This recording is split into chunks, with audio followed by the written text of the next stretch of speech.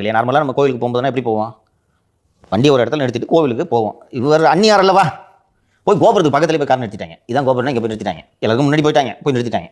நிறுத்திட்டு அந்நியார் போய் கோபுரத்தை எல்லாம் தரிசித்து கும்பிட்டுட்டு ஐயருங்கிட்ட ஆசீர்வாதம் வாங்கிக்கிட்டு கீழே வந்து வண்டி எடுக்கலான்னு பார்த்தா ஆயிரக்கணக்கில் ஜனங்க நடந்துனுக்குது.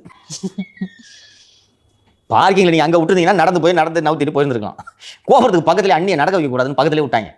விட்ட உடனே ஜனம் ஆயிரக்கணக்கில் கும்பாபிஷேகம் நடக்குது. அன்றைக்கி ஊராக வந்திருப்பாங்க. அது பாட்டுக்கு நடந்துகிட்டு இருக்காங்க. துர்கா யோ போயா துர்கா. அந்த காரை எடுக்கிறதுக்கு 40 நிமிடங்கள் ஆகியிருக்கிறது. ஆனதும் அந்த அம்மா சொன்னாங்களா இல்லையான்றது தெரியல, சொல்லியிருப்பாங்க. அப்புறம் அண்ணியோட காரை எடுக்காமல் நீ என்ன.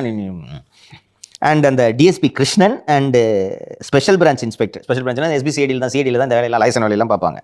And DSP Krishnan and special branch inspector Balachandran, இவங்க 2 பேரும் சித்தரஞ்சன் சாலைக்கு சென்று அண்ணியார் கோபப்பட்டு விட்டார் என்று, இந்த மாதிரி இங்கே லூசு பயிலுங்க அண்ணி வர்றாங்கன்னு தெரியாமல் போய் சாமி பார்க்கறதுக்குன்னு போயிட்டு இந்த மாதிரி உங்கள் வாகனத்தை தாமதப்படுத்தி விட்டார்கள், நீங்கள் தவறாக நினைக்க வேண்டாம்னு 2 மணி நேரம் காத்திருந்து அண்ணியார் அதுக்கப்புறம் அண்ணிட்ட சொல்லியிருப்பாங்க. உடனே அந்த மாதிரி வந்துருக்காங்க, உட்கார சொல்லு, நான் உட்காந்துருந்தேன் காரில், உட்கார சொல்லு அப்படின்ட்டு காக்க வைத்து அவர்கள் இருவரும் மன்னிப்பு கேட்டோன்னா போனால் போதும் ஒழுங்காக இருக்கணும் இனிமேல் என்று சொல்லி அனுப்பியிருக்கிறாங்க.